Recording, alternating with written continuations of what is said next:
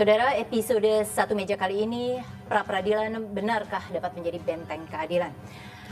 Sekarang kalau kita bicara bahwa sidang pra-peradilan Budi Gunawan diundur karena KPK tidak datang. KPK mengatakan ada perubahan di saat terakhir untuk gugatan. Ini buying time atau apa? Yes, buying time. Penilaian kita. Kenapa? Karena Presiden Jokowi semakin sulit dia untuk memutusnya. Sebab hasil dari paripurna abang saya, Bang Sani, itu besok batas waktu terakhir. Ya, jangan dikomentari dulu Bang, karena itu kita akan masuk berikutnya. Tanggal 5 itu harus dilantik. Oke. Karena tidak, Presiden bisa dianggap contempt of parliament. Ya, tapi KPK mengatakan bahwa perubahan itu dilakukan tanggal 29, sementara sidang sendiri tanggal 2. Ada waktu yang sangat sempit di sana. Itu sengaja? Seharusnya menurut saya, KPK gentle. Di situ boleh disampaikan kan? Tidak ada masalah, kenapa mesti menghindar? Nah, jadi menurut saya, satu sisi mengatakan seseorang harus taat hukum, harus datang, tapi KPK urusan sidang pertama saya sudah tidak datang. Perubahannya mungkin signifikan begitu Bang? Saya kira tidak signifikan. Perintah undang-undang mengatakan bahwa tersangka wajib menghadiri pemeriksaan. Sementara Budi Gunawan tidak menghadiri pemeriksaan gitu loh. Ini perintah undang-undang loh Bang, wajib loh. Ya memang. Tetapi kalau dasar seseorang menjadi tersangka itu tidak benar sesuai KUHP, bagaimana Dinda? Nah, sekarang saya jelaskan. Nah, kita masukkan substansi. Bukan, jangan cerita draw. Ya, Bang Rasman silakan. Bang Rasman silakan. Sebentar, Pak. Saya mau begini. Saya mau Adinda saya sebagai peneliti harus netral. Abang harus netral. Saya dengan sahabat saya ini, kami baru berbicara tentang konteks sebagai pengacara gitu ya. Nah, begini. Pak Budi Gunawan itu tidak hadir di dalam panggilan KPK dikarenakan 3 hal. Pertama, di MOU diatur bahwa KPK, Polri, TNI, Kejaksaan Agung, jika dia ingin memanggil atau memeriksa, itu diberitahukan kepada yang bersangkutan. Di luar itu KUHP pasal 51 menyuruh harus dijelaskan secara terang benderang dan dapat dimengerti. Mau itu belum ada. Silakan, mau dibantah? Enggak, dia ada 3 poin. Biar jangan salah ya. 2 lagi. Kan 3, kan baru 1 poin. Poin yang kedua tentang surat panggilan. Surat panggilan itu diterima begitu saja tanpa tanda terima. Seandainya surat itu jatuh di tengah jalan, kan rame urusannya. Lalu saya tanya ke Pak BG langsung dengan penjaga rumah, tidak ada yang menerima. Hanya diberikan lalu orangnya pergi. Nah, di situ disebut. Nah, ini yang saya tanya ke Johan Budi. Karena saya tanya, kapan Pak Budi Gunawan sebenarnya tersangka? Menurut mereka tanggal 12 Januari. Sementara surat yang masuk ke kita tanggal 26 Januari, diperiksa 30 Januari. Ya, Bang Pertanyaannya Rasman, 13 ke 25 kita beri kesempatan ya, kita beri kesempatan kepada yang lain.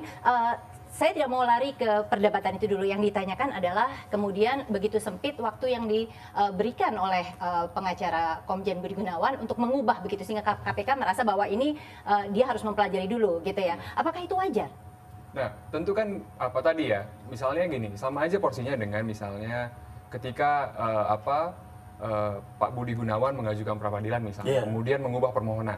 Ya kan itu sama juga dengan Bambang Wijayanto mengajukan pra-peradilan kemudian mengubah permohonan gitu ya. Konteksnya bukan berikan ruang saja pada masing-masing pihak untuk kemudian mempersiapkan diri gitu.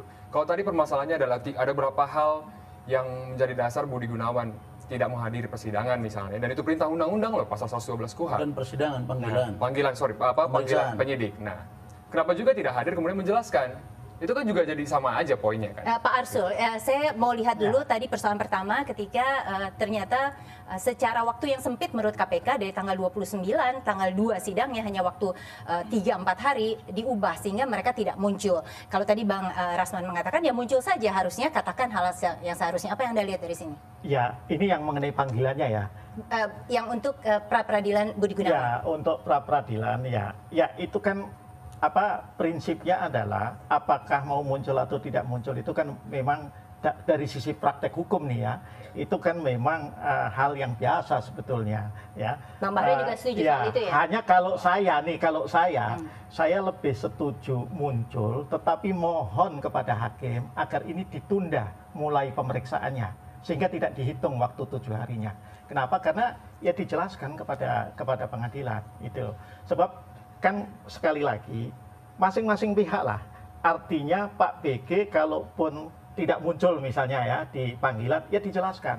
Ya, tentu menjelaskan itu yang baik saja. Ya, artinya Tidak ini usah. resiprokal begitu sama ya. saja juga KPK nggak muncul. Bosnya, Bang. Kalau BW kan jelas dipanggil datang, dia siap melakukan apapun yang terjadi pada diri dia. Itu contoh baik. Ya, itu contoh baik. itu contoh penegak baik. hukum. Ya, Apa contoh baik. bedanya Setuju dengan saya. Pak BG kan? Walaupun Ya. kemudian di dalam Hanya gugatan saya- itu, di dalam materinya dianggap bahwa sebenarnya tidak cukup begitu ya pengenaan pasalnya ya.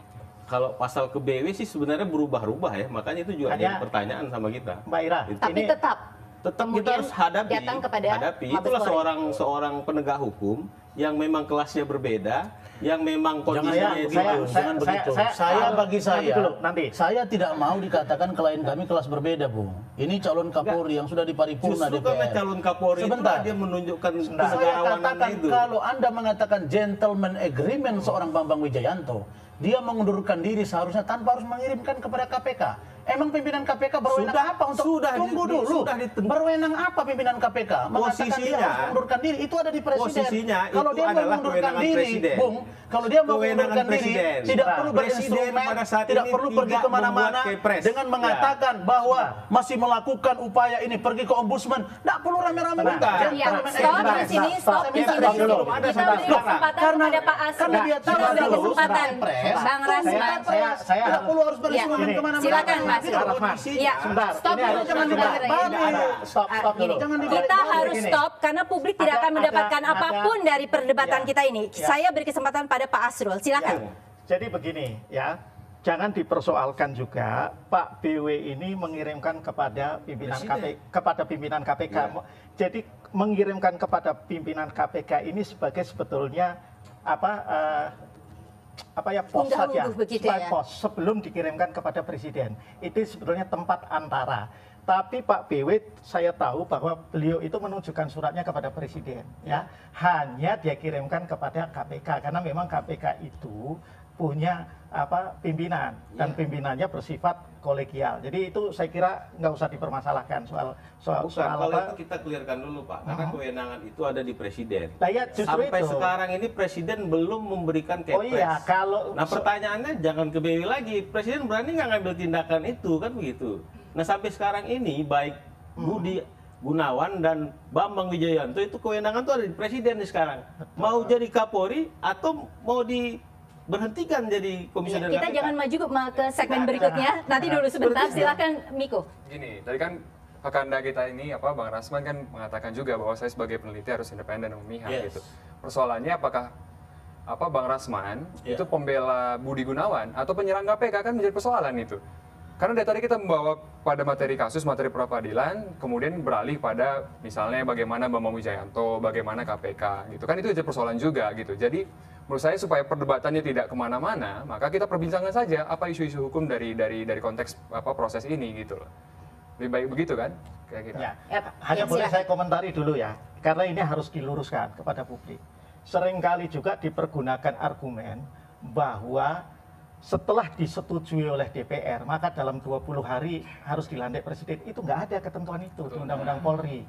Yang ada adalah kewajiban untuk 20 hari itu adanya di DPR. Setelah Justru ketika terima dari presiden ya surat dari mengusulkan DPR, ya. dalam 20 hari harus memberikan persetujuan atau tidak memberikan persetujuan. Tapi setelah lolos dari DPR, ya, maka kapan mau dilantiknya itu tidak diatur dalam undang-undang. Tapi Ini Bang harus Pak jelas, Asrul, ya. ini beberapa Gitu. kolega Bapak di DPR mengatakan bahwa ini tanggal 4 atau tanggal 5, bahkan Bang Rasman pun mengatakan seperti itu. Nah, ini yang kenapa saya bisa tidak muncul? sepakat. Bambang Itu Susatyo, yang tidak sepakat. Bambang Bukan. Susatyo ngomong Bang, jadi gimana itu sama-sama Ya, komisi 3? nanti saya tanyakan sama Mas Bambang. Waduh. Tetapi saya sudah baca Abang sudah paripurna nanti, kan lo, Bang? nanti dulu. Tapi saya sudah sampai baca dalam menjebak bolak-balik presiden. ya. Saya sudah baca bolak-balik di Undang-Undang Polri, tidak ada memang. Jadi kalau hal yang tidak ada, saya juga tidak mau Jangan mengatakan itu diada-adakan ada. begitu. Itu Artinya- Berarti Bambang Susatyo emang ada-ada dong? saya tidak mendengar sendiri Mas Bambang. Saya bilang baca apa, sendiri. gitu loh. Ya, nanti saya tanya sama Mas Bambang kalau Iya, ketemu. silakan Miko. Iya. Jadi kan perihal pengangkatan dan pemberhentian Kapolri ini kan bukan datang dari lisan gitu ya. Ya. Tapi karena mengacu pada undang-undang. Setuju dengan Pak Arsul Sani tadi yang mengatakan bahwa pasal 11 Undang-Undang Nomor 2 Tahun 2022 tentang kepolisian itu tidak mengatur perihal misalnya sudah disetujui paripurna DPR, kemudian berapa hari tenggat waktu sehingga presiden memberikan keputusan presiden gitu. Nah, dalam konsep itu sebenarnya dalam konsep pemberhentian pengangkatan Kapolri, presiden itu memiliki privilege yang besar gitu ya. Makanya dinamakan dengan prerogatif terbatas itu. Karena sudah persetujuan DPR. Betul, gitu ya. artinya kewenangan pengangkatan dan pemberhentian Kapolri memang kewenangan presiden, tapi membutuhkan persetujuan DPR gitu. Iya. Nah, yang ada tadi adalah pasal 11 ayat 4 kalau tidak salah itu yang mengatakan bahwa jika usul presiden diberikan kepada DPR, kemudian DPR tidak menyetujui dalam waktu 20 hari, maka dianggap menyetujui gitu. Tapi tidak sebaliknya begitu. Baiklah, kita stop sampai di sini dulu. Nanti kita akan lanjut lagi. Satu Meja masih tentang episode pra peradilan akankah menjadi benteng keadilan.